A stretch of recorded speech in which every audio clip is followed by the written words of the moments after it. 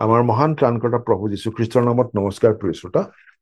আজিৰ শাস্ত্ৰ পাঠ ২ পিতৰ ১ নম্বৰ অধ্যায়ৰ ১-ৰ পৰা ৯ নম্বৰ পদ।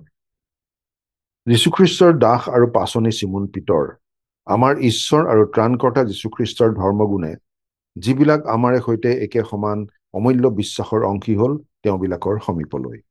ঈশ্বৰৰ আৰু আমাৰ প্ৰভু যীশুৰ তত্ত্বজ্ঞানত তোমালোকলৈ অনুগ্ৰহ আৰু শান্তি বাহুল্যৰূপে হওক।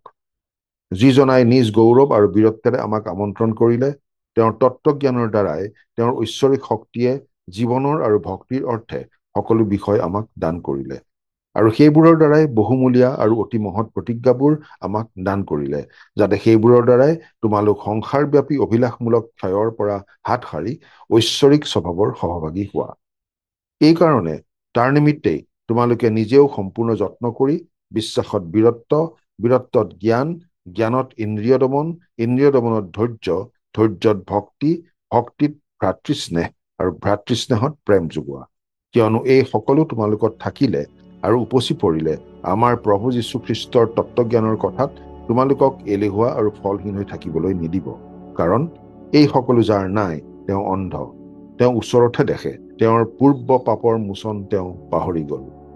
সেই আছিল ২ পিতৰ ১ নম্বৰ অধ্যায়ৰ ১-ৰ পৰা ৯ নম্বৰ পদ। খ্ৰীষ্টীয় বিশ্বাসৰ জীৱনটো যথেষ্ট গুৰুত্বপূৰ্ণ।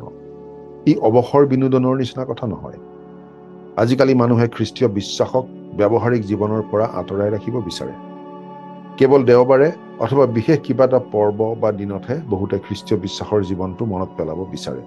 কিন্তু পাচনি পিতৰে কৈছে যে খ্ৰীষ্টীয় বিশ্বাসৰ জীৱনটোত আমি সম্পূৰ্ণ যত্ন কৰি লাগি থাকিব লাগিব, কষ্ট আৰু পৰিশ্ৰম কৰি থাকিব লাগিব, যাতে আমাৰ খ্ৰীষ্টীয় বিশ্বাসটোৰ লগত আৰু বহুতো প্ৰয়োজনীয় গুণ বিকশিত হৈ উঠে। আমাৰ খ্ৰীষ্টীয় বিশ্বাসটোৰ লগত যোগ দিবলগীয়া বিশেষ গুণবোৰৰ তালিকা এখন পাচনি পিতৰে দিছে। এই যি গুণবোৰৰ কথা কোৱা হৈছে, তাৰ দ্বাৰা আচলতে এই কথাটো বুজোৱা হৈছে যে আচলতে খ্ৰীষ্টীয় জীৱনটো হৈছে এটা অনবৰতে বৃদ্ধি পাই থাকিবলগীয়া প্ৰক্ৰিয়া। বিভিন্ন গুণবোৰ আয়ত্ত কৰি থকা আৰু বিকশিত কৰি থকাৰ এটা প্ৰক্ৰিয়া। সেয়েহে তেওঁ কৈছে, আমাৰ প্ৰভু আৰু ত্ৰাণকৰ্তা যীশুখ্ৰীষ্টৰ অনুগ্ৰহত আৰু জ্ঞানত বাঢ়ি বাঢ়ি যোৱা। যদিহে আপুনি ঈশ্বৰৰ এজন সন্তান, তেনেহলে আপুনি আত্মিকভাৱে বৃদ্ধি পাব লাগিব। এই বৃদ্ধি কেনেদৰে প্ৰকাশিত হ'ব সেইটো জানিবলৈ পিতৰে কিছুমান গুণৰ তালিকা এখন ইয়াত দিছে। সৰু গছ পুলি এটা বাঢ়ি বাঢ়ি ডাঙৰ গছ হয়, তাত ফুল ফুলে, ফল লাগে, এটাৰ পাছত এটাকৈ পৰিৱৰ্তনবোৰ আমাৰ চকুত পৰে। ঠিক তেনেদৰে যেতিয়া আমাৰ আত্মিক বৃদ্ধি ঘটি থাকে, তেতিয়া এটাৰ পাছত এটাকৈ কিছুমান বিশেষ গুণ আমাৰ জীৱনত প্ৰকাশ পাই থাকে। যেতিয়া আমি আত্মিকভাৱে বৃদ্ধি পাই থাকিম, আমাৰ বিশ্বাসত বীৰত্ব যোগ হ'ব, বীৰত্বৰ লগত জ্ঞান, আৰু জ্ঞানৰ লগত যোগ হ'ব ইন্দ্ৰিয় দমন, ইন্দ্ৰিয় দমনত ধৈৰ্য, ধৈৰ্যত ভক্তি, ভক্তিত ভ্ৰাতৃস্নেহ, আৰু ভ্ৰাতৃস্নেহত প্ৰেম যোগ হ'ব। আৰু তেতিয়া আমি প্ৰভু যীশুৰ তত্ত্বজ্ঞানত এলেহুৱা আৰু ফলহীন হৈ নাথাকিম।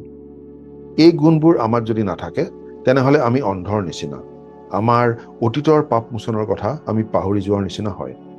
আজি বহুতো খ্ৰীষ্টীয় বিশ্বাসীৰ জীৱনটো ফলহীন হৈ থকাৰ কাৰণটো এয়ে, তেওঁলোকে পৰিত্ৰাণ পালে নে নাই সেই বিষয়ে নিশ্চিত নহয়। প্ৰাৰ্থনা কৰিম। স্বৰ্গত থকা মৰমীয়াল পিতৃ ঈশ্বৰ, তোমাৰ বিশ্বাসী হিচাপে আমি যেন দিনে দিনে আত্মিকভাৱে বৃদ্ধি পাই থাকিম, আৰু আমাৰ জীৱনত তুমি বিচৰা গুণবোৰ যেন প্ৰকাশ পাই থাকিব আৰু বিকশিত হৈ থাকিব, আমাক এনে আশীৰ্বাদ কৰা। আজিৰ দিনটো তোমাৰ হাততে গতাইছো, ত্ৰাণকৰ্তা প্ৰভু যীশুৰ নামত, আমেন।